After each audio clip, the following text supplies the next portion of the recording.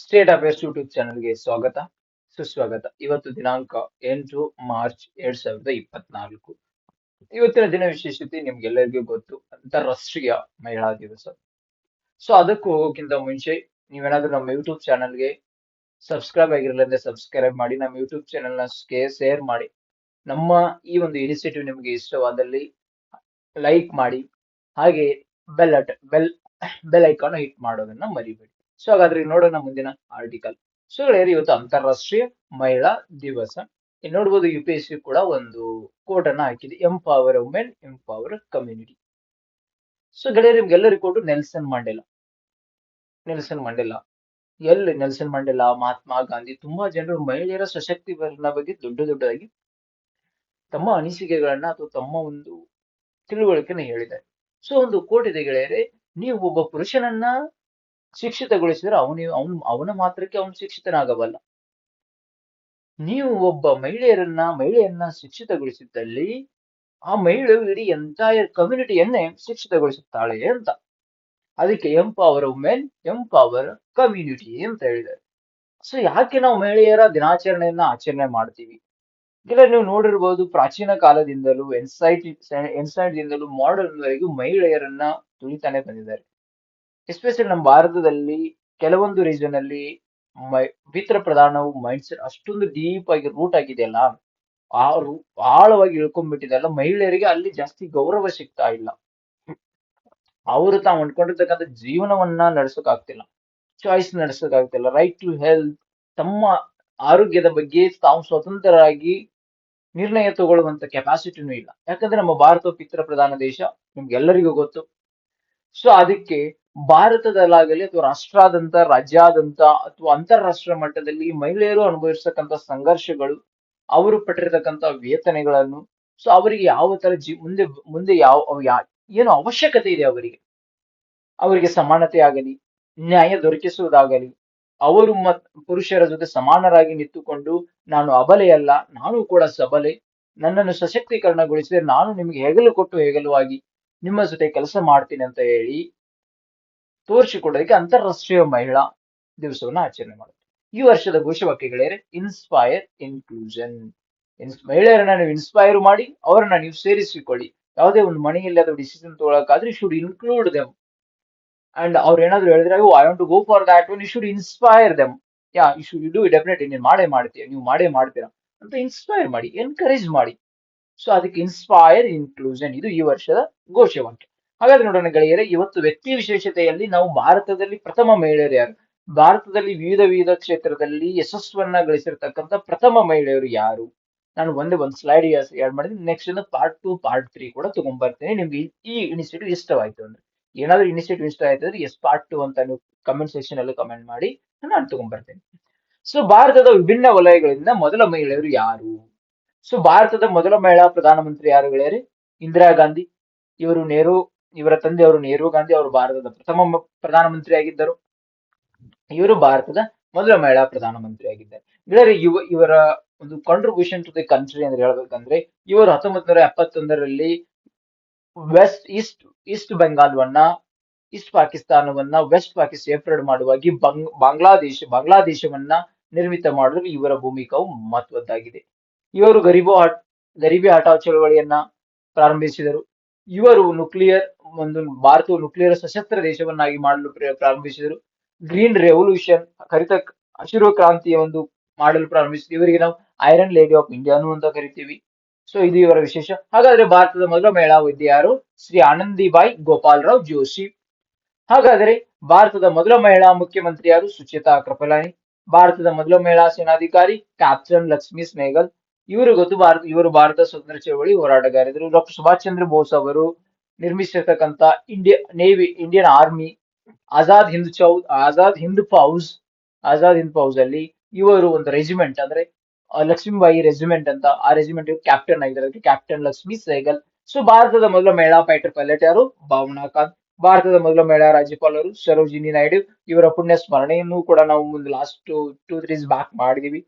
So ಇವರಿಗೆ ನಾವು nightingale of India ಅಂತ ಕರಿತೀವಿ, ಭಾರತದ ಗಾನಕೋಗಿಲೆಯನ್ನು ಕರಿತೀವಿ. ಇವರು ಒಬ್ಬ ಕವಿಯತ್ರಿಯೂ ಹೌದು, ಒಬ್ಬ ರಾಜಕಾರಣಿಯೂ ಹೌದು. ಇವರು ಭಾರತದ ಹಾಗೆ ಇವರು ಐಎನ್ಸಿದ ಭಾರತದ ಪ್ರಥಮ ಮಹಿಳಾ ಅಧ್ಯಕ್ಷರಾಗಿಯೂ ಕೂಡ ಆಯ್ಕೆಗೊಂಡಿದ್ದರು. ಸೊ ಭಾರತದ ಮೊದಲ ಮಹಿಳಾ ಶಿಕ್ಷಕಿ ಯಾರು? ಎಲ್ಲರಿಗೂ ಗೊತ್ತು, ಸಾವಿತ್ರಿಬಾಯಿ ಫುಲೆ. ಬೂಕರ್ ಪ್ರಶಸ್ತಿ ಗೆದ್ದ ಮೊದಲ ಭಾರತೀಯ ಮಹಿಳೆ ಅರುಂಧತಿ ರಾಯ್. ಓ ಸಾರಿ, ತಪ್ಪಾಗಿದೆ ಹೇಳಿ. ಇದು ಬೂಕರ್ ಪ್ರಶಸ್ತಿ ಗೆದ್ದ ಮೊದಲ ಮಹಿಳೆ ಭಾರತೀಯ. ಸಂಗೀತ ಕ್ಷೇತ್ರದಲ್ಲಿ ಭಾರತ ರತ್ನವನ್ನ ಪಡೆದಿರುವಂತ ಮೊದಲ ಮಹಿಳೆ ಯಾರು? ಎಂ.ಎಸ್. ಸುಬ್ಬಲಕ್ಷ್ಮಿ. ಸೊ ಹಾಗಾದ್ರೆ ಇವತ್ತಿನ ನಮ್ಮ ಸ್ಥಳ ವಿಶೇಷ Japan, Tokyo. So Tokyo Japan ಎಲ್ಲಿದೆ ಗೆಳೆಯರೆ? ಇದು Asia ಖಂಡದಲ್ಲಿದೆ.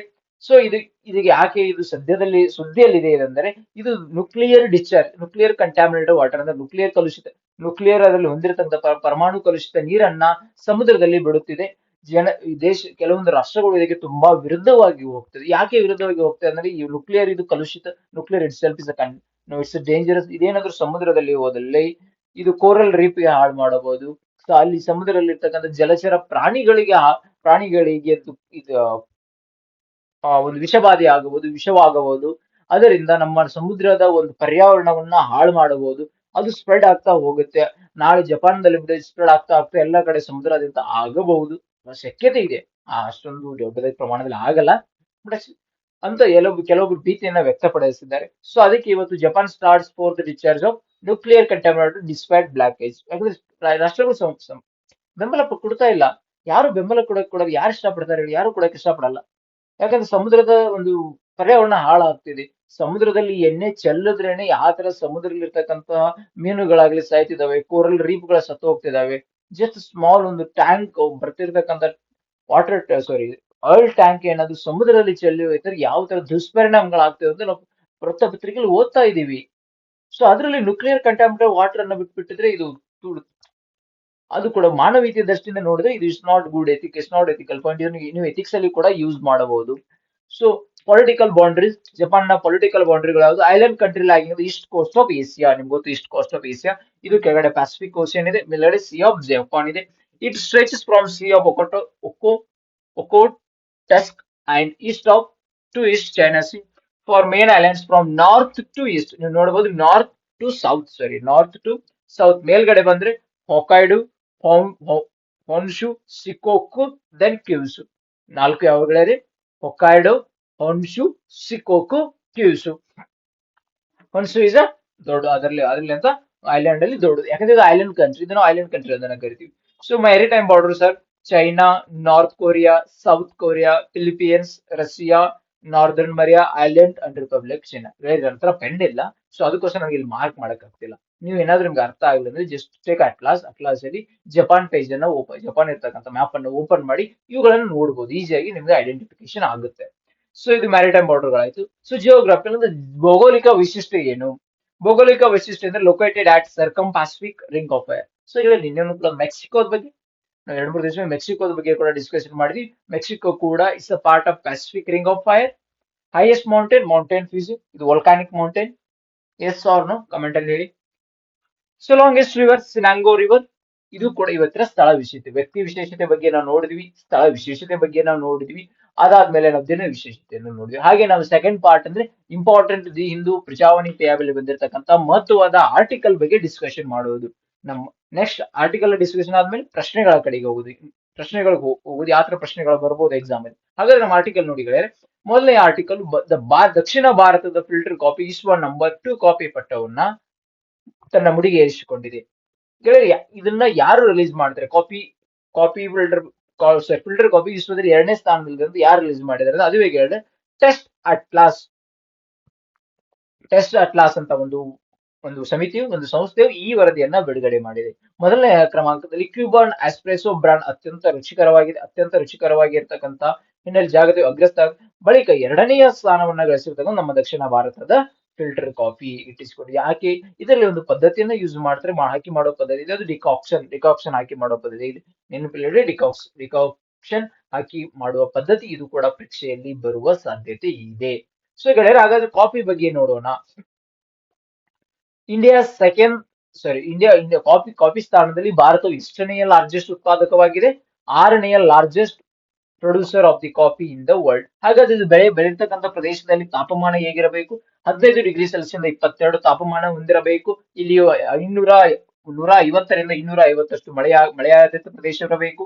Hot and humid climate ಇರಬೇಕು. Well drained loamy soil, presence of humus and minerals ಆಗಿರಬೇಕು. ಸೊ ಕಾಫಿಯಲ್ಲಿ ಎಲ್ಲೆಲ್ಲಿ ಬೆಳಿತೀವಿ, ಕಾಫಿಯನ್ನ ಜಾಸ್ತಿಯಾಗಿ ಬೆಳೆದಿರ್ತಕ್ಕಂಥ ರಾಜ್ಯಗಳು ಯಾವುವು ಅಂದ್ರೆ ಕರ್ನಾಟಕ, ಕೇರಳ, ತಮಿಳುನಾಡು. ಅತಿ ಹೆಚ್ಚಾಗಿ ನಮ್ಮ ಕರ್ನಾಟಕದಲ್ಲಿ ಕೂಡ ಬೆಳೆಯುತ್ತೀವಿ. ಸೊ ಕಾಫಿಯಲ್ಲಿ ಕೂಡ ಎರಡು ಪ್ರಕಾರಗಳುಂಟು, ಒಂದು ರೋಬಸ್ಟಾ, ಒಂದು ಅರೇಬಿಕಾ.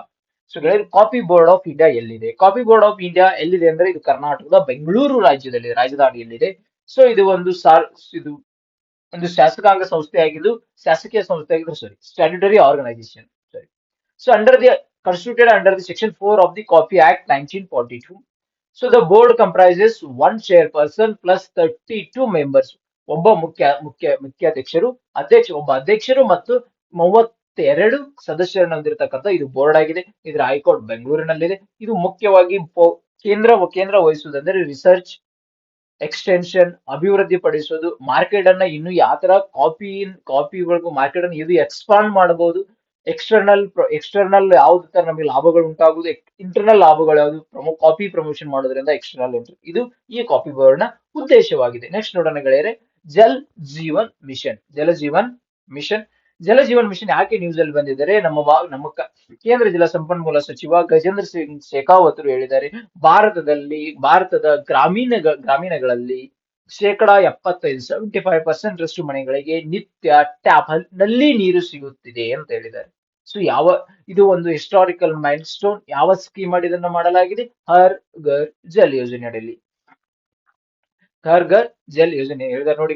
ದೇಶದ ಗ್ರಾಮೀಣ ಪ್ರದೇಶದಲ್ಲಿ 70% ಮನೆಗಳಿಗೆ ನಲ್ಲಿ ನೀರಿನ ಸಂಪರ್ಕವನ್ನ ಕಲ್ಪಿಸಲಾಗಿದೆ. ಸೊ ಇದು ಇಲ್ಲಿಗೆ ಗೆಳೆಯರೆ ಒಂದು ಹರ್ ಘರ್ ಜಲ್ ಯೋಜನೆಯ ಒಂದು ಪ್ರಮುಖ ಉದ್ದೇಶ ಏನೆಂದರೆ ಪ್ರತಿ ಮನೆಗೂ ಶುದ್ಧ ನಲ್ಲಿ ನೀರಿನ ಸಂಪರ್ಕವನ್ನ ಕಲ್ಪಿಸಬೇಕು ಎನ್ನುವುದು ಇದು ಹರ್ ಘರ್ ಜಲ್ ಯೋಜನೆ ಒಂದು ಪ್ರಮುಖ ಉದ್ದೇಶವಾಗಿದೆ. ಇದನ್ನ ಯಾವ ಯೋಜನೆ ಅಡಿಯಲ್ಲಿ ಜಲ್ ಜೀವನ್ ಮಿಷನ್ ಅಡಿಯಲ್ಲಿ ಇದನ್ನ ಮಾಡಲಾಗಿದೆ. ಸೊ ಹಾಗಾದ್ರೆ ನೋಡಿ ಗೆಳೆಯರೆ, ಈಗ ಭಾರತದಲ್ಲಿ ಒಟ್ಟು ಗ್ರಾಮೀಣಗಳು ಇದೆ, ಅಷ್ಟು ಹಳ್ಳಿಗಳು ಎಷ್ಟು ಅಂದ್ರೆ 13,27,00,000 ಮನೆಗಳಿದಾವೆ. ಆ ಮನೆಯಲ್ಲಿ 14,46,00,000 ಮನೆಗಳಷ್ಟು ಸದ್ಯ ಟ್ಯಾಪ್ ನೀರಿನ ನಲ್ಲಿ ನೀರಿನ ಸಂಪರ್ಕವನ್ನ ಒದಗಿಸಲಾಗಿದೆ. ಸೊ ಕೇಂದ್ರಾಡಳಿತ ಪ್ರದೇಶ ಸೇರಿ ಇಲ್ಲಿ ಆಲ್ರೆಡಿ 100% ಅಚೀವ್ ಮಾಡಿದೆ. ಯಾವ್ದು 11 ರಾಜ್ಯಗಳ ಗ್ರಾಮೀಣ ಪ್ರದೇಶದಲ್ಲಿ 100% ಗುರಿ ಸಾಧನೆಯನ್ನ ಮಾಡಲಾಗಿದೆ. ಸೊ ಹಾಗಾದ್ರೆ ಜಲ್ ಜೀವನ್ ಮಿಷನ್ ದ ಒಂದು ವಿಶಿಷ್ಟತೆ ಏನು? ಇದನ್ನ ಯಾವಾಗ ಲಾಂಚ್ ಮಾಡಲಾಯ್ತು ಅಂದ್ರೆ ಜಲ್ ಜೀವನ್ ಮಿಷನ್ ಅನ್ನ 2019 ಲಾಂಚ್ ಮಾಡಲಾಯಿತು. ಇದು ಮಿನಿಸ್ಟ್ರಿ ಆಫ್ ಜಲ್ ಶಕ್ತಿ, ಜಲ ಸಂಪನ್ಮೂಲ ಸಚಿವದಲ್ಲಿ ಬರುವುದು. ಇದು ಒಂದು ಕೇಂದ್ರ ಆಯೋಜಿತ ಯೋಜನೆಯಾಗಿದೆ. ಸೊ ಇದರ ಒಂದು ಪ್ರಮುಖ ಉದ್ದೇಶ ಏನೆಂದರೆ ಪ್ರತಿಯೊಬ್ಬ ವ್ಯಕ್ತಿಗೆ ಪ್ರತಿ ದಿವಸ 55 ಲೀಟರ್ ಅನ್ನ ಒದಗಿಸುವ ಈ ಸ್ಕೀಮ್ ನ ಮುಖ್ಯ ಉದ್ದೇಶ ಆಗಿದೆ. ಪೇಪರ್ ಅಲ್ಲಿ ಬರುವ ಶಕ್ಯತೆ ಇದೆ, ಯಾಕಂದ್ರೆ 75% ನ್ಯೂಸ್ ಅಲ್ಲಿ ಇದೆ ಅಂದ್ರೆ ಬಂದೇ ಬರ್ತದೆ. ಯಾಕಂದ್ರೆ ಈಗ PSI ಬರ್ತಿದೆ ನೆಕ್ಸ್ಟ್ ಮಂತ್, ಹಾಗೆ KS ಬರ್ತಾ ಇದೆ, UPSC ಬರ್ತಾ ಇದೆ, SSC, CAP, CRPF ಬರ್ತಾ ಇದೆ. ಅದರ ಎಕ್ಸಾಮ್ಸ್ ಗಳೆಲ್ಲ ಬರ್ತದೆ, ಕೇಳೋ ಜಾಸ್ತಿ ಶಕ್ಯತೆ ಇರುತ್ತದೆ. ಸೊ ಹಾಗಾದ್ರೆ ಜಲ್ ಜೀವನ್ ಮಿಷನ್ ಮುಖ್ಯ ಉದ್ದೇಶಗಳು ಯಾವುದು? ಎಲ್ಲ ಟ್ಯಾಪ್ ವಾಟರ್ ಕನೆಕ್ಷನ್ ಕೊಡುವುದು, ನಲ್ಲಿ ನೀರಿನ ಸಂಪರ್ಕವನ್ನು ಕೊಡುವುದು, ವಾಟರ್ ಬಾಡಿಗಳಂದ್ರೆ ನದಿಗಳಾಗಲಿ, ಸರೋವರಗಳಾಗಲಿ, ಕೆರೆಗಳಾಗಲಿ, ವೆಟ್ಲ್ಯಾಂಡ್ ಗಳಾಗಲಿ ಎಲ್ಲವನ್ನ ಪುನಶ್ಚೇತನಗೊಳಿಸುವ ಇದರ ಒಂದು ಪ್ರಮುಖ ಉದ್ದೇಶವಾಗಿದೆ. Creating circular water economy. Circular water ನೀರಿಂದ ಒಂದು ವಾಟರ್ ಬಾಡಿಯಿಂದ ಇನ್ನೊಂದು ವಾಟರ್ ಬಾಡಿ ಕನೆಕ್ಟ್ ಮಾಡೋದು, ಅಲ್ಲಿ ರೈತರ ಉತ್ಪಾದಕತೆಯನ್ನು ಹೆಚ್ಚು ಮಾಡೋದು, ಅದರಿಂದ ಸರ್ಕ್ಯುಲರ್ ವಾಟರ್ ಎಕಾನಮಿಯನ್ನ ತಯಾರು ಮಾಡೋದು. ಸೊ ಈಗ ನೋಡಿ ಆಲ್ರೆಡಿ ಕೆಳಗಡೆ ಏನ್ ಕೊಟ್ಟಿದ್ರು, ಕೇಂದ್ರಾಡಳಿತ ಪ್ರದೇಶಗಳು ಸೇರಿದ 11 ರಾಜ್ಯಗಳ ಗ್ರಾಮೀಣ ಪ್ರದೇಶದಲ್ಲಿ 100% ಗುರಿ ಸಾಧನೆಯನ್ನ ಮಾಡಲಾಗಿದೆ ಎನ್ನಾಗಿದೆ. ಆದ್ರೆ ಕೆಲವೊಂದು ರಾಜ್ಯಗಳು ನೋಡಿ 100% coverage states are Gujarat, Telangana, Goa, Haryana ಮತ್ತು ಪಂಜಾಬ್ ಗ್ರಾಮೀಣ ಪ್ರದೇಶಗಳಲ್ಲಿ 100% ನೀರನ್ನ ಈಗ ಒದಗಿಸಲಾಗಿದೆ. ಕೇಂದ್ರಾಡಳಿತ ಪ್ರದೇಶಗಳಲ್ಲಿ ಬಂದಲ್ಲಿ Andaman and Nicobar island, Daman and Diu and Dadra and Nagar Haveli and Puducherry ಈ ಕೇಂದ್ರಾಡಳಿತ ಪ್ರದೇಶಗಳಲ್ಲಿ 100% ಅಷ್ಟು ನಲ್ಲಿ ನೀರನ್ನ ಒದಗಿಸಲಾಗಿದೆ. ಹಾಗಾದ್ರೆ ನಮ್ಮ ನೆಕ್ಸ್ಟ್ ಆರ್ಟಿಕಲ್ ಯಾವುದೆಂದರೆ India's first government backed OTT platform ಯಾವ ರಾಜ್ಯವು ಉದ್ಘಾಟಿಸಿದೆ ಅಂದರೆ ಅದುವೇ ಕೇರಳ. ಕೇರಳ ದೇಶದ ಮೊದಲ ಸರ್ಕಾರಿ OTT ಉದ್ಘಾಟನೆಯಾಗಿದೆ. ಥಿಯೇಟರ್ ನಲ್ಲಿ ಬಿಡುಗಡೆಯಾದ ಚಿತ್ರಗಳ ಪ್ರದರ್ಶನ ಚಿತ್ರ ವೀಕ್ಷಣೆಗೆ ಗ್ರಾಹಕರು 75 ರೂಪಾಯಿ ಒಂದಿಗೆ. ಸೊ ಇದು ಈ ಪೇಪರ್ ದ ಟೈಟಲ್. ಸೊ ಏನ್ ಯಾವ್ದ್ರ ಕೊಟ್ಟಿದ್ದಾರೆ ನೋಡಿ ಗೆಳೆಯರೆ. ಸೊ ಕೇರಳವು Karnataka state film development cooperation ಅದು department of culture affairs in Kerala ಎರಡು ಸೇರಿಕೊಂಡು ಕೇರಳ ಗವರ್ಮೆಂಟ್ ಒಂದು OTT ಪ್ಲಾಟ್ಫಾರ್ಮ್ ಅನ್ನ ಉದ್ಘಾಟನೆ ಮಾಡಿ, ಅದುವೇ ಸಿ ಸ್ಪೇಸ್. OTT ಪ್ಲಾಟ್ಫಾರ್ಮ್ ಅಂದ್ರೆ over the top. Netflix, Amazon Prime, Jio cinema ಇವುಗಳಿಗೆ OTT ಉದಾಹರಣೆಗಳು. ಕೆಲವೊಂದು ಮೂವಿಗಳು ಮೊದಲಿಗೆ ಥಿಯೇಟರ್ ಅಲ್ಲಿ ರಿಲೀಸ್ ಆದ ನಂತರ ಸ್ವಲ್ಪ ಸಮಯದ ನಂತರ ಈ ಪ್ಲಾಟ್ಫಾರ್ಮ್ ಗಳಲ್ಲಿ ರಿಲೀಸ್ ಆಗ್ತವೆ. ಸೊ OTT ಥಿಯೇಟರ್ಗಳಲ್ಲಿ ಹೋಗಿ ನೋಡಲಾರದ ಮೂವಿ ಪ್ರೇಕ್ಷಕರು ಈ OTT ಪ್ಲಾಟ್ಫಾರ್ಮ್ ಅಲ್ಲಿ ನೋಡ್ತಾರೆ. ಇಲ್ಲ ಪೇ ಮಾಡಬೇಕು. ಜಿಯೋ ಸಿನಿಮಾ ಅಲ್ಲಿ ಕೂಡ ಸ್ವಲ್ಪ ಪೇ ಮಾಡಿದ್ರೆ ಯಾವ ಮೂವಿಗಳು ನೋಡಲು ನಮಗೆ ಅವಕಾಶ ಸಿಗುತ್ತದೆ. ಅದೇ ಕೂಡ ಕೇರಳದ ಸರ್ಕಾರವು ಈ ಒಂದು ಮಾಡೆಲ್ ಅನ್ನ ತಗೊಂಡ್ಬಂದಿದೆ. ಇದು ರಾಷ್ಟ್ರದ ಪ್ರಥಮ OTT ಆಧಾರಿತ ಗವರ್ಮೆಂಟ್ ಬ್ಯಾಕ್ಡ್ OTT ಪ್ಲಾಟ್ಫಾರ್ಮ್ ಆಗಿದೆ. ಅದರ ಹೆಸರು ಸಿ ಸ್ಪೇಸ್. ಸಿ ಸ್ಪೇಸ್ ನ ಮುಖ್ಯ ಉದ್ದೇಶಗಳು ಏನಂದ್ರೆ ಇಲ್ಲಿ ಓನ್ಲಿ ಮಲಯಾಳಂ ಭಾಷೆಯ ಚಿತ್ರಗಳನ್ನ ಮಾತ್ರ ಬಿಡುಗಡೆ ಮಾಡಲಾಗುವುದು. ಯಾವುದು ಚಿತ್ರಮಂದಿರದಲ್ಲಿ ಬಿಡುಗಡೆಯಾದ ಮತ್ತು ಪ್ರಶಸ್ತಿಗಳನ್ನ ಪಡೆದುಕೊಂಡ ವೆಬ್ ಸಿರೀಸ್ಗಳು ಆಗಲಿ ಅಥವಾ ಪ್ರಶಸ್ತಿ ವಿಜೇತರ ಪ್ರಶಸ್ತಿಗಳಷ್ಟೇ ಇಲ್ಲಿ ಬಿಡುಗಡೆ ಮಾಡೋದು. ಸಿ ಸ್ಪೇಸ್ ಆಪ್ಗೆ ಮಲಯಾಳಂ ಸಿನಿಮಾಗಳನ್ನ ಆಯ್ಕೆ ಮಾಡುವ 60 ಮಂದಿಯ ಸಮಿತಿಗಳನ್ನ ಕೂಡ ರಚನೆ ಮಾಡಲಾಗಿದೆ. ಹಾಗಾದ್ರೆ ನೀವು ಸಿ ಸ್ಪೇಸ್ ಅಲ್ಲಿ ಮೂವಿಗಳನ್ನ ನೋಡ್ಬೇಕಂದ್ರೆ ಎಷ್ಟು ಪೇ ಮಾಡಬೇಕು? 75 ರೂಪಾಯಿಗಳನ್ನ ಪೇ ಮಾಡಬೇಕು. ಇದು ಒಂದು ಪ್ರೀಮಿಯಂ ಅಮೌಂಟ್. ಸೊ ಯಾಕೆ ಅವರು ಈ ವೇಳೆ ಯಾಕೆ ಈ ಒಂದು OTT ಪ್ಲಾಟ್ಫಾರ್ಮ್ ಅನ್ನ ಸರ್ಕಾರವು ಬೆಂಬಲಿತ OTT ಪ್ಲಾಟ್ಫಾರ್ಮ್ ಯಾಕೆ ಅವಶ್ಯಕತೆ ಇತ್ತು ಅಂದ್ರೆ, ಕೇರಳದ ಮುಖ್ಯಮಂತ್ರಿಗಳ ಪ್ರಕಾರ OTT ವೇದಿಕೆಗಳು ಕೇವಲ ಲಾಭವನ್ನೇ ಮುಖ್ಯ ಗುರಿಯಾಗಿರಿಸಿಕೊಂಡು ಕಾಲದಲ್ಲಿ ಮಲಯಾಳಂ ಭಾಷೆ ಮತ್ತು ಸಂಸ್ಕೃತಿ ಪ್ರಸ್ತಾವಿಸುವ ಸಲುವಾಗಿ ಸರ್ಕಾರದ ವತಿಯಲ್ಲಿ OTT ಮಾಧ್ಯಮ ಅನಾವರಣ ಮಾಡಲಾಗಿದೆ ಎಂದರು. ಅಂದ್ರೆ ನಾನು ಒಂದು ಪ್ರಶ್ನೆ ಕೇಳ್ತೀನಿ, ನಮ್ಮ ಕರ್ನಾಟಕ ಸರ್ಕಾರವು ಹೀಗೆ ಮಾಡ್ಬೇಕಾ? ಅವ್ರ ಸರ್ಕಾರ ಬೆಂಬಲಿತ OTT ಪ್ಲಾಟ್ಫಾರ್ಮ್ ಕೂಡ ತಗೊಂಡ್ಬರ್ಬೇಕಾ? ಇದು ಎಷ್ಟು ಸರಿ ಎಷ್ಟು ತಪ್ಪು ಅಂತ ನೀವೇ ಕಮೆಂಟ್ ಸೆಕ್ಷನ್ ಅಲ್ಲಿ ಹೇಳಿ. ಎಸ್, ಏನಾದ್ರು Karnataka government back OTT platform ಬೇಕಾದ್ರೆ ಅದ್ರದ್ದು ಎಸ್ ಆರ್ ನೋ ಅಂತ ಕಮೆಂಟ್ ಸೆಕ್ಷನ್ ಅಲ್ಲಿ ಕಮೆಂಟ್ ಮಾಡಿ. ನಾನು eagerly waiting to see your opinion about it. So ಹಾಗಾದ್ರೆ ಸಿ ಸ್ಪೇಸ್ ಅನ್ನೋದು ಎಷ್ಟು 60 ಮಂದಿ ಆಯ್ಕೆ ಸಮಿತಿಯನ್ನ ಸರ್ಕಾರ ರಚಿಸಿದ್ದು ಕಥೆಯ ತಿರುಳನ್ನು ಆಧರಿಸಿದ ಚಿತ್ರವನ್ನು ಆರಿಸಲಾಗುತ್ತದೆ. ಇದಕ್ಕೆ 75 ರೂಪಾಯಿ ಫೀಸ್ ಅನ್ನು ಇಟ್ಟಿದ್ದಾರೆ. ಸೊ ಆಲ್ರೆಡಿ ಈಗ 42 ಚಿತ್ರಗಳನ್ನ ಆಯ್ಕೆ ಮಾಡಲಾಗಿದ್ದು ಪ್ಲೇ ಸ್ಟೋರ್ ಇಂದ ಸಿ ಸ್ಪೇಸ್ ಆಪ್ ಡೌನ್ಲೋಡ್ ಮಾಡಿಕೊಂಡು ಸೂಕ್ತ ವಂತಿಗೆ ಪಾವತಿಸಿ ಚಿತ್ರ ವೀಕ್ಷಣೆಯನ್ನ ಮಾಡಬಹುದು. ಇದು Kerala India's first state government Kerala government backed OTT platform ಯಾವುದಾಗಿದೆ? ಸಿ ಸ್ಪೇಸ್ ಆಗಿದೆ. ಸೊ ನೆಕ್ಸ್ಟ್ ನೋಡೋಣ ಗೆಳೆಯರೆ, ಇಂಡಿಯಾ AI ಮಿಷನ್ ಕೇಂದ್ರ ಸಂಪುಟಕ್ಕೆ ಇಂಡಿಯಾ AI ಮಿಷನ್ ಇದನ್ನು ಭಾರತ ಹೆಚ್ಚುತ್ತಿರುವ artificial intelligence and machine learning chat GPT ಗಳು ನೋಡಿಕೊಂಡು ಭಾರತ ತನ್ನ ಸ್ವಂತದ್ದೇ India's AI mission, India AI ನ ಹೊಂದಬೇಕು ಅಂತ, ಇಂಡಿಯಾದ ಆರ್ಟಿಫಿಷಿಯಲ್ ಇಂಟೆಲಿಜೆನ್ಸ್ ಅನ್ನ ಹೊಂದಬೇಕು ಅಂತ ಹೇಳಿ ಭಾರತವು ನಿನ್ನೆ ಕ್ಯಾಬಿನೆಟ್ ಕೇಂದ್ರ ಸಚಿವ ಸಂಪುಟವು ಕ್ಯಾಬಿನೆಟ್ ಕಮಿಟಿಯು ನಿನ್ನೆ ಅನುಮೋದನೆ ನೀಡಿದೆ. ಏನ್ ಮಾಡಿದೆ? ಇದು ಯಾವ ಸಂಸ್ಥೆ ಇದನ್ನು ಅನುಷ್ಠಾನಗೊಳಿಸಲಿದೆ? India AI independent division. ಯಾವುದರ ಅಡಿಯಲ್ಲಿ ಬರುತ್ತದೆ? ಇದು ಡಿಜಿಟಲ್ ಇಂಡಿಯಾ ಕಾರ್ಪೊರೇಷನ್ ಅಂಗಸಂಸ್ಥೆಯಾದ ಇಂಡಿಯಾ AI ಇಂಡಿಪೆಂಡೆಂಟ್ ಡಿಜಿಟಲ್ ಮೂಲಕ ಈ ಯೋಜನೆಯನ್ನು ಅನುಷ್ಠಾನಗೊಳಿಸಲಾಗಿದೆ. ಸಚಿವ ಸಂಪುಟ ಸಭೆಯ ಬಳಿಕ ಈ ವಿಷಯ ತಿಳಿಸಿದ ಕೇಂದ್ರ ಸಚಿವ ಪಿಯೂಷ್ ಗೋಯಲ್ ಅವರು 5 ವರ್ಷಗಳ ಅವಧಿಯ ಈ ಯೋಜನೆಯನ್ನು ಸಾರ್ವಜನಿಕ ಖಾಸಗಿ ಸಹಭಾಗಿತ್ವ ವಿಧಾನದಲ್ಲಿ ಅನುಷ್ಠಾನಗೊಳಿಸಲಾಗುವುದು. ಖಾಸಗಿ ನೋಡಿ, ಸಾರ್ವಜನಿಕ ಖಾಸಗಿ ಸಹಭಾಗಿತ್ವ ಅಂದ್ರೆ PPP ಮಾಡೆಲ್ ಅಂತ ಕರಿತೀವಿ. PPP ಮಾಡೆಲ್ ಅಂದ್ರೆ ಪಬ್ಲಿಕ್ ಪ್ರೈವೇಟ್ ಪಾರ್ಟ್ನರ್ಶಿಪ್. ಸೊ ದೇಶದಲ್ಲಿ ಕೃತಕ ಬುದ್ಧಿಮತ್ತೆ ವ್ಯವಸ್ಥೆ ನಿರ್ಮಿಸಲಾಗಿದೆ. ಯಾಕೆ? ಪ್ರಸ್ತುತ ದಿನಗಳಲ್ಲಿ ಗ್ರಾಫಿಕ್ಸ್ ಯೂಸರ್ ಇಂಟರ್ಫೇಸ್ GPU ಗಳನ್ನ ಹೆಚ್ಚಾಗಿ ಭಾರತೀಯರು ಕೂಡ ಯೂಸ್ ಮಾಡ್ತಾರೆ, ಹೊರ ರಾಷ್ಟ್ರದವರು ಕೂಡ ಯೂಸ್ ಮಾಡ್ತಾರೆ. ಬಟ್ ಇನ್ನು ಕೂಡ CPU ಇದೆ, ಸೆಂಟ್ರಲ್ ಪ್ರೊಸೆಸಿಂಗ್ ಯೂನಿಟ್ ಕೂಡ ಇದೆ. ಸೊ ಅದನ್ನ ರಿಪ್ಲೇಸ್ ಮಾಡೋದು GPU ಅನ್ನ ಹೆಚ್ಚು ಜನ ಯೂಸ್ ಮಾಡೋದ್ರಿಂದ ಭಾರತಕ್ಕೆ ತನ್ನದೇ ಆದ ಇಂಡಿಯಾ AI ಮಿಷನ್ ಬೇಕು. 1.2 to 1.8 billion population. So we need this one also. India AI mission is one of the proud moment for India. India is going to thinking about India's AI mission. So ಇದೇನ್ ಹೇಳುತ್ತೆ ಅಂದ್ರೆ processing ಕಾರ್ಯನಿರ್ವಹಿಸುತ್ತದೆ ಇದಕ್ಕೆ ಕಾರಣ. So 10,000 GPU ಗಳನ್ನ ಒಳಗೊಂಡ super computer ಸಾಮರ್ಥ್ಯ ಲಭ್ಯವಾಗುವಂತೆ ಮಾಡಲಾಗುವುದು ಎಂದು ವಿವರಿಸಿದರು. ಕೃತಕ ಬುದ್ಧಿಮತ್ತೆ ಸೂಪರ್ ಕಂಪ್ಯೂಟಿಂಗ್ ಮೂಲಸೌಕರ್ಯವನ್ನು ದೇಶದ ಸ್ಟಾರ್ಟ್ಅಪ್ ಗಳಿಗೆ ಶಿಕ್ಷಣ ಕ್ಷೇತ್ರದಲ್ಲಿ ಹಾಗೂ ಸಂಶೋಧನೆಗೆ ಒದಗಿಸಲಾಗುವುದು. ಈ ಯೋಜನೆಯಡಿ India AI innovation centre national data management office ಅನ್ನು ಕೂಡ ಸ್ಥಾಪಿಸಲಾಗುವುದು. ನೆಕ್ಸ್ಟ್ ಕ್ವಶನ್ಗಳು ನ್ಯಾಷನಲ್ ಇನ್ವೆಸ್ಟಿಗೇಷನ್ ಏಜೆನ್ಸಿ ಯಾಕೆ ಗೆಳೆಯರಿದು ನ್ಯಾಷನಲ್ ಇನ್ವೆಸ್ಟಿಗೇಷನ್ ಏಜೆನ್ಸಿ ಸುದ್ದಿಯಲ್ಲಿದೆ ಎಂದರೆ ಛತ್ತೀಸ್ಗಢ ರಾಜ್ಯವು ಇದೇ ಒಂದು ಮಾದರಿಯ ರೀತಿಯಲ್ಲಿ ಸ್ಟೇಟ್ ಇನ್ವೆಸ್ಟಿಗೇಷನ್ ಏಜೆನ್ಸಿಯನ್ನ ರಾಷ್ಟ್ರೀಯ ತನಿಖಾ ದಳವನ್ನ ಸ್ಥಾಪನೆ ಮಾಡಲು ನಿರ್ಧರಿಸಿದೆ. ಯಾಕೆ ಛತ್ತೀಸ್ಗಢ ನಿಮ್ಗೆಲ್ಲ ಗೊತ್ತು, Chhattisgarh is a tribal dominated area. ಹಾಗೆ ಅಲ್ಲಿ ಕೂಡ this part of red corridor, ಅಂದರೆ ಭಯೋತ್ಪಾದಕರು ನಕ್ಸಲ್ವಾದಿಗಳ ಬಾಧಿತ ಪ್ರದೇಶವು ಕೂಡ ಭಾರತ್ ಅಲ್ಲಿರ್ತಕ್ಕಂಥ ಪೊಲೀಸರು, ಅಲ್ಲಿರ್ತಕ್ಕಂಥ ಸಿಆರ್ಪಿಎಫ್ ಪೊಲೀಸರು ಕೂಡ ತುಂಬಾ ಈ ನಕ್ಸಲ್ ಪ್ರಕರಣಕ್ಕೆ ನಕ್ಸಲ್ಗಳಿಗೆ ಪೀಡಿತರಾಗ್ತಿದ್ದಾರೆ, ಅವರಿಂದ ಎಷ್ಟೋ ಜನ ಹುತಾತ್ಮರಾಗ್ತಿದ್ದಾರೆ. ಸೊ ಅದಕ್ಕೆ ನಕ್ಸಲ್ಗಳ ಪ್ರಕರಣಗಳ ತ್ವರಿತ ವಿಚಾರಣೆ ಹಾಗೂ ಭಯೋತ್ಪಾದನೆಗೆ ಸಂಬಂಧ ವಿಶೇಷ ಪ್ರಕರಣಗಳ ತನಿಖೆಯನ್ನು ಎನ್ಐಎ ಮಾದರಿಯಲ್ಲಿ ಸ್ಥಾಪನೆಗೆ ಛತ್ತೀಸ್ಗಢ ಸರ್ಕಾರ ಮುಂದಾಗಿದೆ. ಮುಖ್ಯಮಂತ್ರಿ ವಿಷ್ಣುದೇವ್ ಸೈ ನೇತೃತ್ವದಲ್ಲಿ ಗುರುವಾರ ನಡೆದ ರಾಜ್ಯ ಸಚಿವ ಸಂಪುಟ ಸಭೆಯ ನಿರ್ಧಾರ ಕೈಗೊಂಡಿದೆ. ಸೊ ಹಾಗೆ ಕೂಡ ಗೆಳೆಯರೆ, ಎನ್ಐಎ ಮಾಡೆಲ್ ಯಾವಾಗ ಸ್ಥಾಪನೆ ಆಯಿತು ಅಂದ್ರೆ ನಿಮ್ಗೆಲ್ಲರಿಗೂ ಗೊತ್ತು, 2008ರಲ್ಲಿ ಒಂದು ಭಯಾನಕ ಘಟನೆ, ಭಾರತೀಯರು ಮರೆಯಲಾರದಂತ ಘಟನೆಯು ಕೂಡ ನಡೆಯಿತು.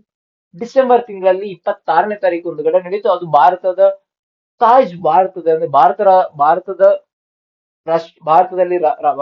ಮುಂಬೈ ಮಹಾರಾಷ್ಟ್ರ ರಾಜ್ಯದ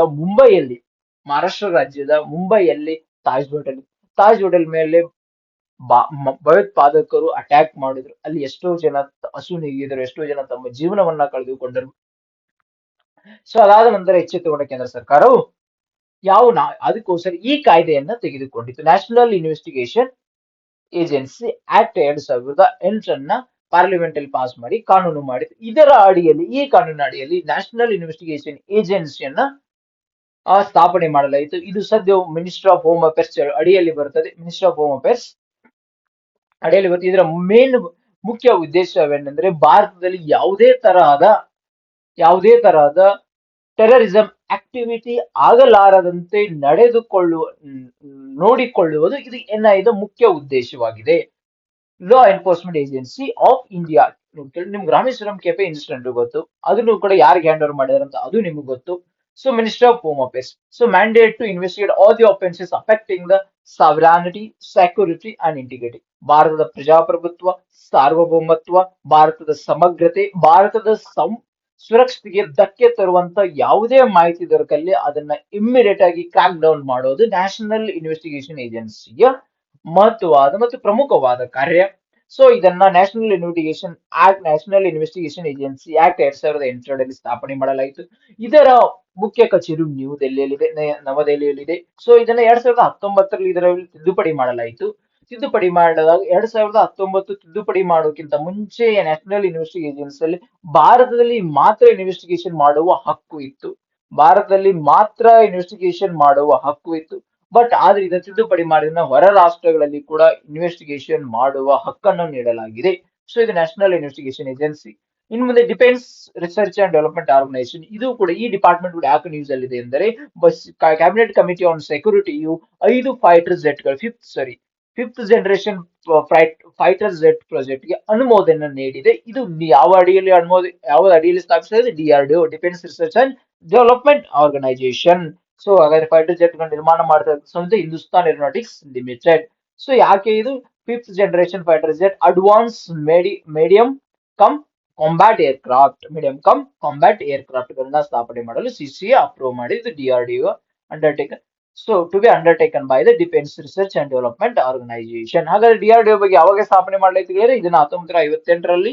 ಇದರ ಮುಖ್ಯ ಕಚೇರಿ ನ್ಯೂ ದೆಹಲಿ ಇದೆ. ಇದರ motto strength origin is in science. ಹಾಗಾದ್ರೆ ಸರ್ ಗೆಳೆಯರಿ, ಭಾರತದ 11ನೇ ಮುಖ್ಯಮಂತ್ರಿ ಆದಂತಲ್ಲ APJ ಅಬ್ದುಲ್ ಕಲಾಂ ಅವರ DRDOದ ಚೇರ್ಪರ್ಸನ್ ಆದಾಗ ಅವರ ಒಂದು ಪ್ರೋಗ್ರಾಮ್ ಅನ್ನ ಇಂಪ್ಲಿಮೆಂಟ್ ಮಾಡಿದರು. ಅದು integrated guided missile development programme, is a brain child of doctor APJ Abdul Kalam. So ಇದರಲ್ಲಿ ಕೂಡ ನಾವು ಕೆಲವೊಂದು ಮಿಸೈಲ್ ಗಳನ್ನ ಡೆವಲಪ್ ಮಾಡಿದ್ವಿ. ಪೃಥ್ವಿ, ಅಗ್ನಿ, ತ್ರಿಶೂಲ, ಆಕಾಶ, ನಾಗ್. ಸೊ ಈ ಮಹತ್ವದ ತ್ರಿಶೂಲಗಳನ್ನು ನಾವು DRDO ಡೆವಲಪ್ ಮಾಡಿದೆ. ಸೊ ಇದು DRDOದ ಮಾಹಿತಿ. ನೆಕ್ಸ್ಟ್ ಆರ್ಟಿಕಲ್ ಹೋಗೋಣ. ಪ್ರಧಾನಮಂತ್ರಿ ಉಜ್ವಲ ಯೋಜನೆಯನ್ನು ಯಾವಾಗ ಪ್ರಾರಂಭಿಸಲಾಯಿತು? 2016, 2017, 2018, 2019. ಸರಿಯಾದ ಉತ್ತರಗಳಿವೆ 2016. ಯಾಕೆ ಪ್ರಧಾನಮಂತ್ರಿ ಉಜ್ವಲ ಯೋಜನೆಯನ್ನ ಲಾಂಚ್ ಮಾಡಿದ್ರು ಅಂದರೆ ಭಾರತದ ಗ್ರಾಮೀಣ ಮಹಿಳೆಯರು ಒಲೆಗಳನ್ನ ಉಪಯೋಗ ಮಾಡ್ತಾರೆ. ಒಲೆಗಳನ್ನ ಉಪಯೋಗ ಮಾಡುತ್ತಾರೆ. ಅಲ್ಲಿ ಕುಳ್ಳು ಕಟ್ಟಿಗೆ ತಂದು ಸುಡ್ತಾರೆ. ಅದರಿಂದ ಉಂಟಾಗುವ ಹೊಗೆ ಮಹಿಳೆಯರ ಆರೋಗ್ಯದ ಮೇಲೆ ವಿಪರೀತವಾಗಿ ಪರಿಣಾಮ ಬೀರುತ್ತದೆ. ಅದಕ್ಕಾಗಿ ಕ್ಲೀನ್ ಗ್ಯಾಸ್ ಪದ್ಧತಿ ಮುಖಾಂತರ ಯಾರು ಗ್ಯಾಸ್ ಅನ್ನ ಯೂಸ್ ಮಾಡಿದ್ರೆ ಮಹಿಳೆಯರ ಆರೋಗ್ಯದ ಮೇಲೆ ವಿಪರೀತ ಪರಿಣಾಮ ತಟ್ಟಾಗುತ್ತದೆ. ಮಕ್ಕಳ ಮೇಲೆಯೂ ಕೂಡ ವಿಪರೀತವಾಗಿ ಪರಿಣಾಮವಾಗುವುದುಂಟು. ಅದಕ್ಕೋಸ್ಕರ ಪ್ರಧಾನಮಂತ್ರಿ ಉಜ್ವಲ ಯೋಜನೆಯನ್ನು 2016ರಲ್ಲಿ ಪ್ರಧಾನಮಂತ್ರಿಯವರು ಉದ್ಘಾಟಿಸಿದರು. ಸೊ ಈಗ ಅವರು ಇದನ್ನ ಸಬ್ಸಿಡಿಯನ್ನ 1 ವರ್ಷಗಳವರೆಗೆ ಮತ್ತೆ ಎಕ್ಸ್ಟೆಂಡ್ ಮಾಡಿದ್ದಾರೆ. 300 rupees subsidy for L P G cylinder for 12 refills. ಅಂದ್ರೆ ಒಂದು ತಿಂಗಳಲ್ಲಿ ಒಂದು ಸಿಲಿಂಡರ್ ಖಾಲಿ ಮಾಡಿ ಇನ್ನೊಂದೇನಾದ್ರು ತುಂಬಿಕೊಂಡ್ರೆ ರಿಫಿಲ್ಸ್ ಮಾಡ್ಕೊಂಡ್ರೆ next financial year. So about 10.27 crore benefits under the Pradhan Mantri Ujjwala Yojana will be covered by the scheme, said Union Minister of Piyush Goyal after the meeting of the cabinet. So ಇದನ್ನ ಪ್ರಧಾನ ಮಂತ್ರಿ ಉಜ್ವಲ ಯೋಜನೆ ಬಗ್ಗೆ ಮಾಹಿತಿ. ಹಾಗಾದ್ರೆ ನಮ್ಮ next question ಬಗ್ಗೆ ನೋಡೋಣ. Next ಕ್ವಶನ್ಗಳೇ, ನ್ಯಾಟೋದ 32ನೇ ಸದಸ್ಯರಾಗಿ ಸೇರಿದ ದೇಶ ಯಾವುದು? Sweden, Ukraine, Belarus, Finland. ಸರಿಯಾದ ಉತ್ತರ ಸ್ವೀಡನ್ ಇದು ಸರಿಯಾದ ಉತ್ತರ. ನ್ಯಾಟೋ ಅಂದ್ರೆ ಏನ್ಗಳೇ? ನ್ಯಾಟೋ ಅಂದರೆ ಒಂದು ರಾಷ್ಟ್ರದ ಮೇಲೆ ಯಾವುದೇ ಒಂದು ರಾಷ್ಟ್ರವು, ಅಂದ್ರೆ ಈ ನ್ಯಾಟೋ ಕಂಟ್ರಿಗಳ ಯಾವುದೇ ಒಂದು ರಾಷ್ಟ್ರದಲ್ಲಿ ಅದರ ವಿರೋಧಿ ರಾಷ್ಟ್ರವೇನಾದ್ರೂ ಆ ರಾಷ್ಟ್ರದ ಮೇಲೆ ಯುದ್ಧವನ್ನ ಸಾರಿದಲ್ಲಿ 31 ರಾಷ್ಟ್ರಗಳು ಕೂಡ ಇದರ ಬೆಂಬಲಕ್ಕೆ ನಿಲ್ಕೊಳ್ತವೆ. ಆ ಅಟ್ಯಾಕ್ ಮಾಡಿರ್ತಕ್ಕಂಥ ರಾಷ್ಟ್ರದ ಮೇಲೆ ಯಾವ ರಾಷ್ಟ್ರದ ಮೇಲೆ ಅಟ್ಯಾಕ್ ಮಾಡಿದಾನೋ ಆ ವಿರೋಧಿಯ ವಿರುದ್ಧ ಈ ರಾಷ್ಟ್ರಗಳು ನಿಂತ್ಕೊಳ್ತವೆ. ಅದಕ್ಕೆ ನ್ಯಾಟೋದ ಮುಖ್ಯ ಉದ್ದೇಶವಾಗಿ ನೋಡಿ ಹಿಂದೂ ಪ್ರಕಾರ Sweden officially joins NATO for completing the instrument of accession process. ಇದು 32ನೇ ಸದಸ್ಯ ರಾಷ್ಟ್ರವಾಗಿ ಹೊರಹೊಮ್ಮಿದೆ. ಸೊ ಸೆನೆಬಿನ್ ಕಾರ್ಪೊರೇಷನ್ ಆಫ್ ಇಂಡಿಯಾ ಅಂದ್ರೆ ಸೆನಬು ಜೂಟ್ ಕಾರ್ಪೊರೇಷನ್ ಆಫ್ ಇಂಡಿಯಾ ಏನಾಗಿದೆ? ಇದೊಂದು ಕಾನ್ಸ್ಟಿಟ್ಯೂಷನಲ್ ಬಾಡಿ, ಇದೊಂದು ಸ್ಟ್ಯಾಟ್ಯುಟರಿ ಬಾಡಿ, ಇದೊಂದು ಆಟೋನಾಮಸ್ ಬಾಡಿ, ಅಥವಾ ಇದೊಂದು CPSC. ಸರಿಯಾದ ಉತ್ತರ ಇದೊಂದು ಸೆಂಟ್ರಲ್ ಪಬ್ಲಿಕ್ ಸರ್ವಿಸ್ ಕಮಿಷನ್. ನೋಡೋಣ. ಸೊ ಯಾಕೆ ಇದು ನ್ಯೂಸ್ ಅಲ್ಲಿ ಇದೆ ಅಂದರೆ ಕೇಂದ್ರ ಸರ್ಕಾರವು ಜೂಟ್ ಮೇಲೆ MSP ಯನ್ನ ಇನ್ಕ್ರೀಸ್ ಮಾಡಿದೆ. Raises MSP for raw jute, ಕಚ್ಚಾ ಸೆಣಬಿನ ಮೇಲೆ 285 ರೂಪಾಯಿಯನ್ನ ಇನ್ಕ್ರೀಸ್ ಅನ್ನ ಹೆಚ್ಚಾಗಿ ಮಾಡಿದೆ 2024-20. Cabinet committee on economic affairs ನೋಡಿ ಅಲ್ಲಿ ಫಿಫ್ತ್ ಜನರೇಷನ್ ಫೈಟರ್ ಜೆಟ್ ನ ಯಾರು ಅಪ್ರೂವ್ ಮಾಡಿದ್ರು? Cabinet committee on security. ಇಲ್ಲಿ cabinet committee on economic affairs approve ಮಾಡಿದ್ದಾರೆ. ಸೊ ಇದಕ್ಕೆ so the decision is expected to help the jute farmers in West Bengal, Bihar and Assam. So Jute Corporation of India will continue to the nodal agency to undertake the price support operation. He said the JCI will be procedure jute if the market price goes below the MSP. Minimum support price ಅಂದ್ರೆ ಕನಿಷ್ಠ ಬೆಂಬಲ ಬೆಲೆ. ಅಂದ್ರೆ ಈ ಸರ್ಕಾರದವರು ಬೆಳೆ ಬಿತ್ತುಗಾರಿಕೆ ಮುಂಚೆನೆ ಈ ಬೆಲೆಯನ್ನ ಅನೌನ್ಸ್ ಮಾಡ್ತಾರೆ. ಕೇಂದ್ರ ಸರ್ಕಾರ ಅನೌನ್ಸ್ ಮಾಡ್ತಾರೆ. ಇನ್ ಕೇಸ್ ಯಾವುದೇ ತರ ಸಮಸ್ಯೆ ಭವಿಷ್ಯದಲ್ಲಿ ಸಮಸ್ಯೆ ಉದ್ಭವವಾದಲ್ಲಿ ಇದು ಒಂದು ರೈತರಿಗೆ ಒಂದು ಅಶ್ಯೂರೆನ್ಸ್ ಅನ್ನ ನೀಡುತ್ತದೆ, ಒಂದು ಸೆಕ್ಯೂರಿಟಿಯನ್ನ ನೀಡುತ್ತದೆ. ಏನ್ ತರ ಸೆಕ್ಯೂರಿಟಿ ನೀಡುತ್ತೆ ಅಂದ್ರೆ ಇನ್ ಕೇಸ್ ಫ್ಯೂಚರ್ ಅಲ್ಲಿ ಮಾರ್ಕೆಟ್ ಡೌನ್ ಆಗಿ ಜೂಟ್ ನ ರೇಟ್ ಕಡಿಮೆ ಆದಲ್ಲಿ ರೈತರಿಗೆ ಒಂದು ಶಾಂತಿ ಇರುತ್ತೆ. ಇಷ್ಟು ರೇಟ್ ಅಲ್ಲಿ ನನ್ನ ಜೂಟ್ ಅನ್ನ ಸರ್ಕಾರದವರು ಖರೀದಿ ಮಾಡ್ತಾರೆ, ನನಗೆ ಯಾವುದೇ ತರ ಚಿಂತೆ ಇಲ್ಲ. ಇದರಿಂದ ಏನಾಗುತ್ತೆ? ರೈತರು ಕೂಡ ನಿಶ್ಚಿಂತೆಯಿಂದ ಜೂಟ್ ಅನ್ನ ಬೆಳೀತಾರೆ, ಜೂಟ್ ಪ್ರೊಡಕ್ಷನ್ ಕೂಡ ಹೆಚ್ಚಾಗುತ್ತೆ. ಅದಕ್ಕೋಸ್ಕರ ಇದನ್ನ ಬಿತ್ತನೆ ಮಾಡೋದಕ್ಕಿಂತ ಇದನ್ನ ಹಚ್ಚುವುದಕ್ಕಿಂತ ಮುಂಚೆನೆ ಇದರ ಬೆಲೆಯನ್ನ ಘೋಷಣೆ ಮಾಡುತ್ತಾರೆ. ಇದು MSP. ರಾ ಜೂಟ್ ಎಲ್ಲೆಲ್ಲಿ ಬೆಳೆಯುತ್ತದೆ, ಅದಕ್ಕೆ ಯಾವ್ದು ವಾತಾವರಣ ಬೇಕು? ಜೂಟ್ ಅನ್ನ ಬೆಳೆಯಲು ನಿಮಗೆ ವಾತಾವರಣ ಇರಬೇಕು 30ರಿಂದ 25ರಿಂದ 35 ಡಿಗ್ರಿ ಸೆಲ್ಸಿಯಸ್. ಇದು ಯಾವ ಮಳೆ ಎಷ್ಟಾಗಿರಬೇಕು? 150ರಿಂದ 275. Soil top L drained alluvial soil. India is the largest producer of jute. West Bengal, Assam and Bihar. West Bengal, Assam, Bihar, Andhra Pradesh ಮತ್ತು ಒಡಿಶಾ ರಾಜ್ಯಗಳಲ್ಲಿ ಸೆಣಬನ್ನ ಬೆಳೆಯಲಾಗುತ್ತದೆ. ನೂಲನ್ನ ಬೆಳೆಯಲಾಗುತ್ತದೆ. ನೂಲ್ ಅಂತಲೂ ಕರಿತೀವಿ, ಸೆಣಬು ಅಂತಲೂ ಕರಿತೀವಿ. Question number 4 which one of the following is the Indonesian currency? ರೂಪಾಯಿ, ಇಂಡೋನೇರಿಯನ್ ಕಾಯತ್, ಲವ್, ಕಿಪ್. ಸೊ ಸರಿಯಾದ ಉತ್ತರ ರೂಪಾಯಿ. ಸೊ ಇಂಡೋನೇರಿಯನ್ ಕ್ಯಾತ್ ಇದು ಮ್ಯಾನ್ಮಾರ್ದ ಕರೆನ್ಸಿ ಆಗಿದೆ. ಕಿಪ್ ಇದು ಲಾವೋಸ್ನ ಕರೆನ್ಸಿ ಆಗಿದೆ. ಯಾಕೆ ಇರೋದು ನ್ಯೂಸ್ ಅಲ್ಲಿ ಇದೆ ಅಂದ್ರೆ ಭಾರತದ ರಿಸರ್ವ್ ಬ್ಯಾಂಕ್ ಆಫ್ ಇಂಡಿಯಾ ಮತ್ತು ಇಂಡೋನೇಷಿಯನ್ ಬ್ಯಾಂಕ್ ಆಫ್ ಇಂಡಿಯಾವು ಲೋಕಲ್ ಕರೆನ್ಸಿಯಲ್ಲಿ ಟ್ರೇಡ್ ಮಾಡಲು ಸಹಿ ಹಾಕಿಕೊಂಡಿವೆ. ಅಂದ್ರೆ ಇವತ್ತು ನಾವು ಮತ್ತು ರಷ್ಯಾ ಜೊತೆ ಈಗ ಸಹಿ ಹಾಕೊಂಡ್ಕೊಂಡಿದೀವಿ. ರಷ್ಯಾದವರು ಏನಾದರೂ ನಮಗೆ ಸೆಲ್ ಮಾಡಿದಲ್ಲಿ, ನಮ್ಮಿಂದ ಖರೀದಿ ಮಾಡಿದ್ದಲ್ಲಿ ಅಥವಾ ನಮ್ಮಿಂದ ಸೆಲ್ ಮಾಡಿದ್ರೆ ಆ ಅಮೌಂಟ್ ಎಷ್ಟು ಕೊಡ್ಬೇಕು ಅವ್ರು ತಮ್ಮ ಅಕೌಂಟ್ ಅಲ್ಲಿ ಹಾಕೊಳ್ತಾರೆ. ನಾವು ಏನಾದ್ರು ಅವ್ರಿಗೆ ಸೆಲ್ ಮಾಡಿದ್ರೆ ಆ ಅಕೌಂಟ್ ಅನ್ನ ನಾವು ನಮ್ಮ ದುಡ್ಡಲ್ಲಿ ಹಾಕೋತೀವಿ. ನೆಕ್ಸ್ಟ್ ಟೈಮ್ ಅವ್ರು ನಮ್ಮಿಂದ ಖರೀದಿ ಮಾಡುವಾಗ ನಮ್ಮ RBI ಅಲ್ಲಿ ಇರ್ತಕ್ಕಂಥ ದುಡ್ಡನ್ನ ಉಪಯೋಗ ಮಾಡ್ಕೊಂಡು ಅವ್ರು ನಮ್ಮ ಭಾರತದಲ್ಲಿ ಇರ್ತಕ್ಕಂಥ ಅವೈಲೇಬಲ್ ಐಟಮ್ ನ ಖರೀದಿ ಮಾಡ್ತಾರೆ.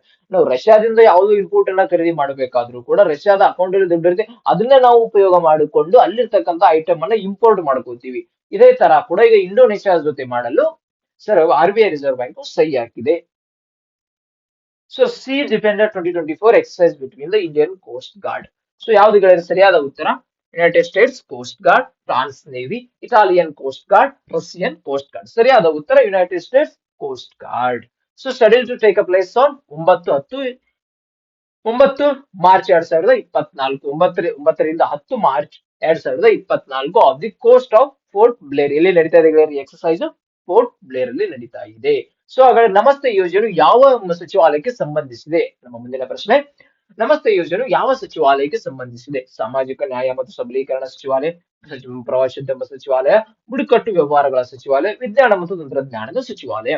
ಸೊ ಸರಿಯಾದ ಉತ್ತರಗಳೇ ಸಾಮಾಜಿಕ ನ್ಯಾಯ ಮತ್ತು ಸಬಲೀಕರಣ ಸಚಿವಾಲಯ. ಇದನ್ನು ಸಾಮಾಜಿಕ ನ್ಯಾಯ ಮತ್ತು ಸಬಲೀಕರಣ ಸಚಿವಾಲಯ ಜೊತೆಗೆ ಸೇರಿ ವಸತಿ ಮತ್ತು ನಗರ ವ್ಯವಹಾರ ಸಚಿವಾಲಯ ಇಬ್ಬರು ಸೇರಿ ಇದನ್ನ ಅನುಷ್ಠಾನವನ್ನ ಮಾಡ್ತಿದ್ದಾರೆ. ಸೊ ಹಾಗಾದ್ರೆ ಇದರ ಮುಖ್ಯ ಉದ್ದೇಶ ಏನು? ಒಳಚಂಡಿ ಮಾರ್ಗಗಳಾಗಲಿ ಅಥವಾ ಸೆಪ್ಟಿಕ್ ಟ್ಯಾಂಕ್ಗಳಾಗಲಿ ಮನುಷ್ಯರನ್ನ ಇಳಿಸಿ ಯಾರಾದ್ರೂ ಕ್ಲೀನ್ ಮಾಡಿಸಿಲ್ಲ, ಅದು ಕಾನೂನ ವಿರುದ್ಧವಾಗಿದೆ. ಅದಕ್ಕೆ ಆತರ ಮಾಡೋವಾಗಿಲ್ಲ. ಅದಕ್ಕೋಸ್ಕರ ಭಾರತದಲ್ಲಿ ನ್ಯಾಷನಲ್ ಸಫಾಯಿ ಕರ್ಮಚಾರಿ ಆಕ್ಟ್ ಕೂಡ ಇದೆ. ಸೊ ಅವರಿಗೆ ಗೌರವವನ್ನ ಸಲ್ಲಿಸಲು, ಅವರನ್ನ ಸುರಕ್ಷಿತವಾಗಿರಿಸಲು, ಅವರಿಗೆ ಘನತೆಯನ್ನ ಖಚಿತಪಡಿಸಿಕೊಳ್ಳಲು ಈ ಯೋಜನೆಯನ್ನ ರೂಪಿಸಲಾಗಿದೆ. ಸೊ ರಾಷ್ಟ್ರೀಯ ಸಫಾಯಿ ಕರ್ಮಚಾರಿ ಹಣಕಾಸು ಮತ್ತು ಅಭಿವೃದ್ಧಿ ನಿಗಮ 2023ರಿಂದ 2024ರಿಂದ 2025ರವರೆಗೆ 3 ವರ್ಷಗಳ ಅವಧಿಗೆ ಜಾರಿಗೆ ತಂದಿದೆ. ರಾಷ್ಟ್ರೀಯ ಸಫಾಯಿ ಕರ್ಮಚಾರಿ ಹಣಕಾಸು ಮತ್ತು ಅಭಿವೃದ್ಧಿ ನಿಗಮ. ಸೊ ಗೆಳೆಯರೆ, ನಮಸ್ತೆ ಯೋಜನೆ ಬಗ್ಗೆ ಮಾತಾಡಿದ್ವಿ. ಇವತ್ತಿನ ಮಹತ್ವವಾದ ದಿನ ವಿಶೇಷತೆ ಬಗ್ಗೆ ಮಾತನಾಡಿದೀವಿ. ಸ್ಥಳ ವಿಶೇಷತೆ ಬಗ್ಗೆ, ವ್ಯಕ್ತಿ ವಿಶೇಷಗಳ ಕೂಡ ಮಾಡಿದೀವಿ.